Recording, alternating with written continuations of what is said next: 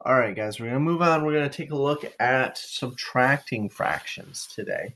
I've got two mixed numbers that I need to subtract. We're going to take a look at two different strategies. So the first strategy that we're focusing in on today is how to do it in a picture form.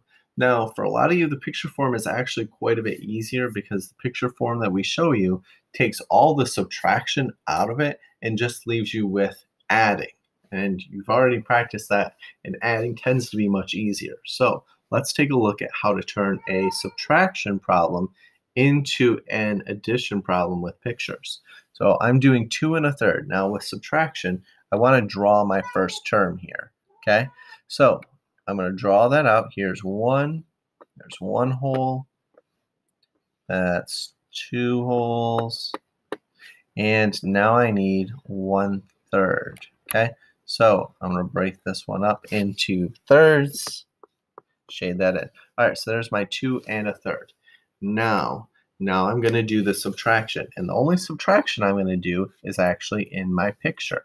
So let's see, what am I taking away? I'm taking away one whole, goodbye, and now I'm taking away 5/6.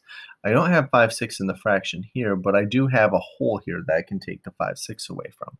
So what I'm going to do is I'm going to take this whole and I'm just going to break it up into 6 like that, and now I'm going to take away 5 of them. 1, 2, 3, 4, 5.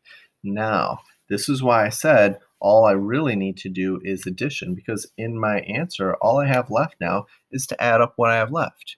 I've got 1/6, that's right here, and I have 1/3. Those are the two pieces I have left.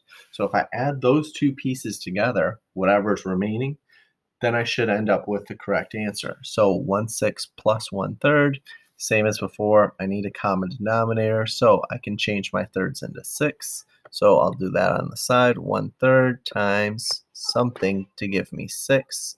Let's see, obviously I'm going to need to multiply by 2, 2 over 2. So I end up with 1/3 is the same as 2/6.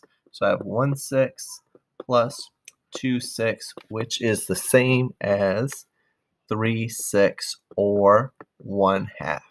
So my end answer ends up being 2 1/3 minus 1 5/6 is 1/2. That's what's the difference between those two pieces. All right, let's take one more look at this with another example. So I've got 23 1/4, and I want to take away 2 11/12. Now, using my picture method, there's no way on earth that I'm going to go through and draw out 23 holes and a fourth. And honestly, there's not really a good reason to do that. So just because I'm using the picture method does not mean I have to solely rely on that. Okay, so taking a look, I know that I need at least 2 holes because I'm taking away 2 of them, and I'm probably going to need one extra. So what I'm going to do is I'm just going to do 20, and then 1, 2, 3 holes. So there's my 20 and 3 holes. That's 23. And one more, which I need to cut up, and I get a fourth of that. So there's my 20, 1, 2, 3, and a fourth. 23 and a fourth. Now I want to take away 2 and 11/12. So goodbye 1, goodbye 2. Now I need to take away 11/12. Well, the biggest problem I see right now is it would have been nice if I would have made this a little bit bigger, but we'll deal with it. So let's see. So 1, so that's thirds that way, half. There's my fourths.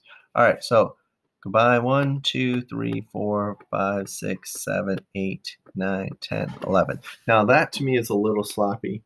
The reason I don't like the picture this time is doing 12ths is always a harder picture, but also I should have just blown this up. I should have made it larger, but I can still read it, and as long as I can read my work, I'm probably still good.